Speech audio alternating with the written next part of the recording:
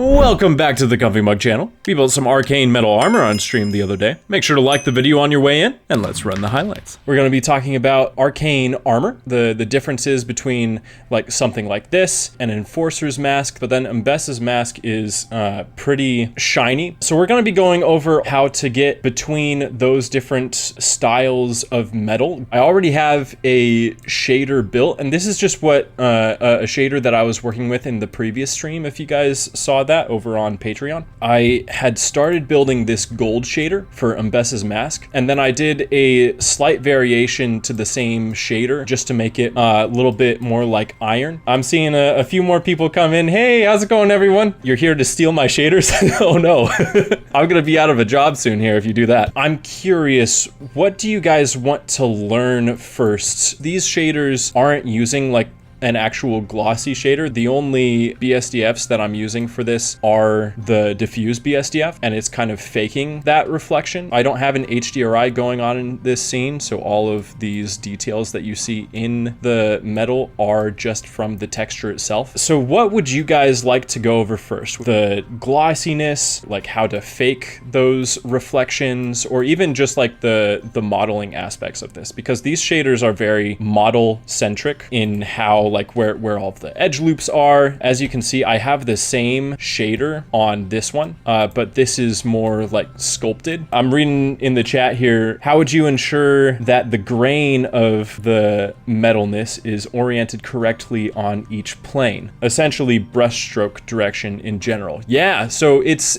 actually quite interesting because the brushstroke texture, and I can show you a little bit of that here, it's not following any normals. You can have it go through like a normal map, and I actually want to see what that would look like. Okay, so it does have a little bit of an interesting look. And this is just the brush texture on its own. Let me see what that looks like in the actual full shader. Because it's just affecting the gloss, we don't see too much of like the texture itself. But what I've found is that it doesn't exactly matter what direction the brush texture is going in, just as long as it's prominent enough to see. In some cases, there will be a particular direction that their brush strokes will flow, but overall, just adding that texture gives it more of a painterly look in general. I also have some compositing nodes just to make it look a little bit more painterly. You kind of want to see dragon. Oh, like you want me to like make a dragon type model? You're in luck, because I'm going to be making plenty of draconic like creatures for this short film that I'm working on for Banner of Souls. That'll be in the future. That'll take some time, but that is coming, as well as like sparks. I think someone was asking me about sparks in a particular style. I'll be doing that, so all of that is coming. I'm gonna go over the skin and how to do all of this in a later stream. But yeah, let me see what you're saying, Jimmy. You said, as far as I know, arcane textures are not fully done procedurally, but with a combination of texture painting. Are you mostly teaching about procedural techniques? Yes. So yeah, I am definitely aware that the textures are mainly hand painted in Arcane. I think that that is awesome. I want to be able to recreate that same look almost completely procedurally. I want to bridge the gap between something like this and something a lot more rough. So let me show you how to do this sort of like glossy look first. I did this a little bit in the previous stream that I did, and you guys can actually check that out if you become a member for as low as $1. So we can just see the fake glossiness on its own. What we're seeing here is that it's a Voronoi texture plugged into, with its position plugged into the diffuse, and I have specific parameters. It's only in a specific area on the color ramp. What we see going on here is just that the Voronoi texture is controlling the amount of ridges you see, and how that is being controlled is through this sort of mix between a normal and a reflection. The pros of this will be that no matter how dim or how bright your scene is, it will always have a reflective nature or quality, if you will.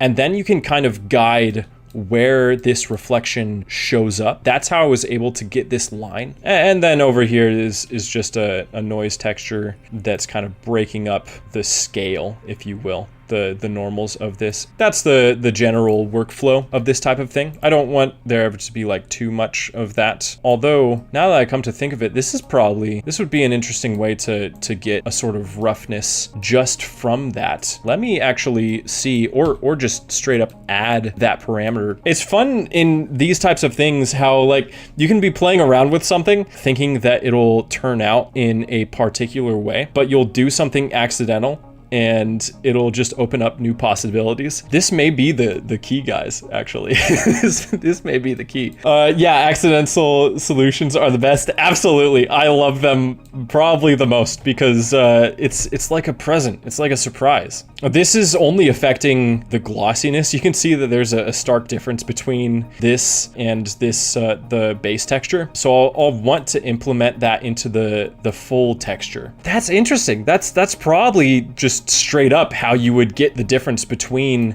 a pristine look and a much more rough, much more worn metal material. So I'll probably just show you guys how I would implement that into this full shader. I wonder if the same technique could be used for just a regular glossy BSDF, because like sometimes you don't want to be just constrained with the Voronoi texture method, the fake glossy texture method. I used it particularly for the gold. I just really like how it looks, but sometimes you want a different look and you want to still have the Voronoi look, because this glossy BSDF, its normal still has the position of the Voronoi texture plugged into it. I'm curious what that would look like though if I did add some reflection to it.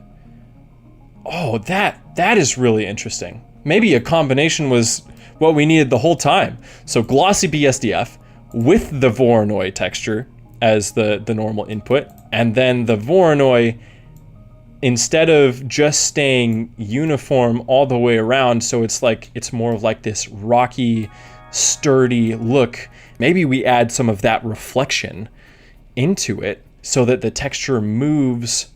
Oh yeah. Oh, that's awesome. So the texture will move with the Voronoi and with the glossiness. I don't think I would have figured this out if I was just working on my own. I think this was just a stream thing. So thank you guys for being here for this.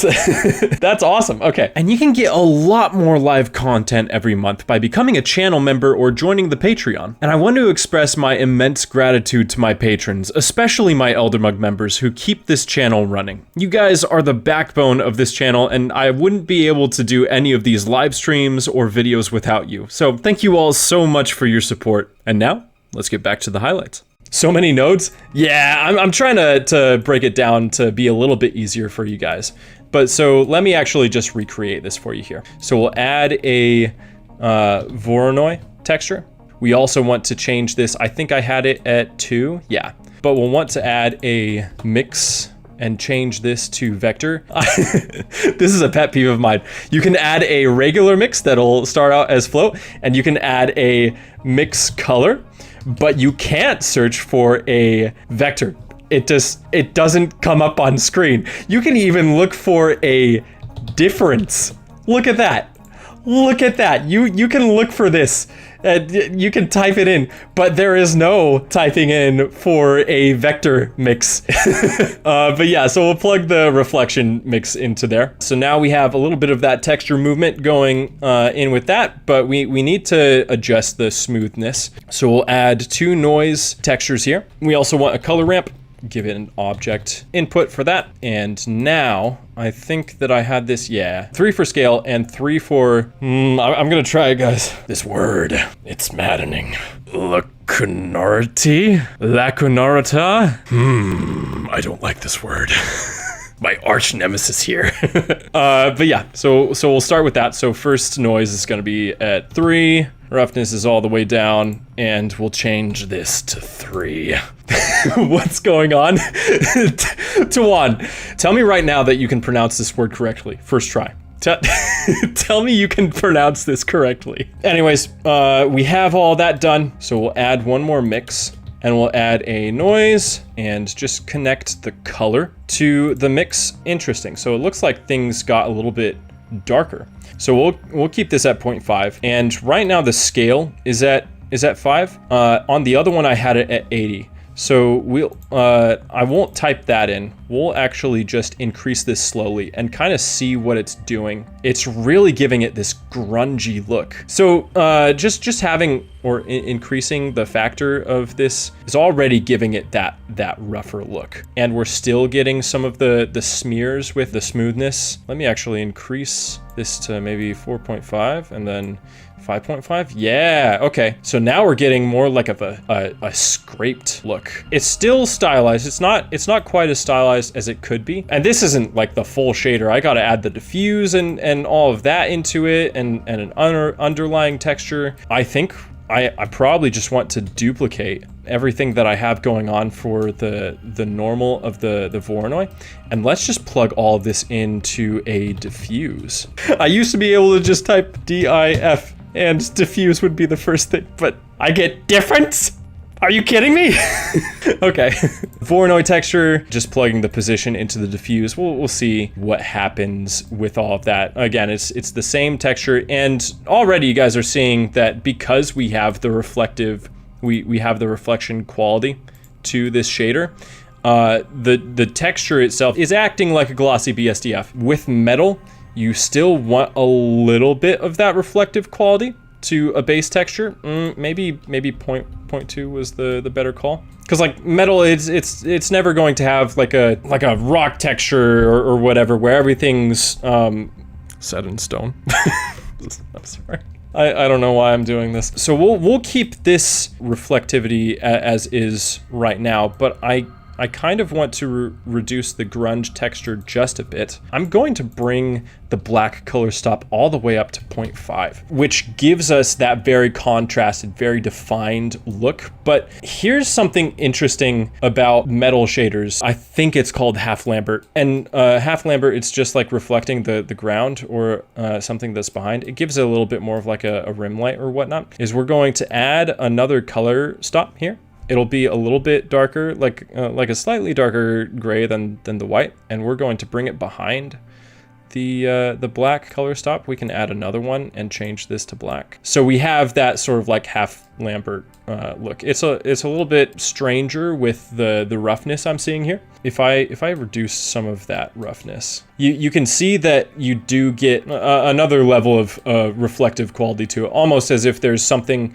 in the corner that's bouncing light, like an object in the corner that's bouncing light off and reflecting onto the metal here. Then we can increase the scale of our Voronoi texture, and we do get that more defined half Lambert. And so what I want to do is connect this to the factor of a color ramp. Sorry, not a color ramp, sorry, a mix color. And the reason why I have this, the shadow color a little bit lighter is because I add another diffuse later on that will end up darkening all of this anyways. So let me add our glossiness to this shader here. So now that we have this, the two textures implemented, I want to create a little bit more of a contrast. So I'm just going to increase the black color stop just a little bit. Maybe we can increase the white color stop a little bit more to have some more defined gloss if we want that. But let me just add the diffuse BSDF.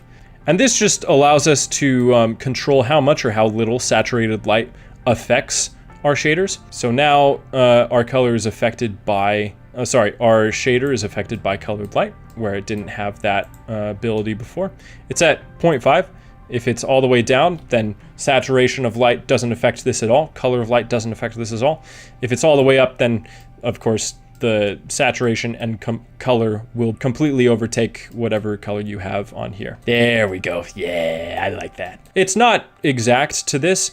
We do have those scratches. We'll be able to implement the edge detection and whatnot with the geometry node. So that gives it a little bit more stylization. And again, we're not locked into a specific style. We want it to look stylized and painterly, but it doesn't have to look exact to any Arcane thing. This is our our general reference image, but it's great to be able to branch out and make things your own in the process of making nodes. Shaders. You don't have to ever make things exact. But yeah, let me see anything else that we need to add to this shader. We'll increase the value for our gloss all the way up. In fact, we can add an emission, and we'll connect that, and we'll make this value, it's already all the way up. Awesome. And we'll connect it to the B input. So now our gloss and our edges are going to have that emissive property to it. So this will be a little bit more,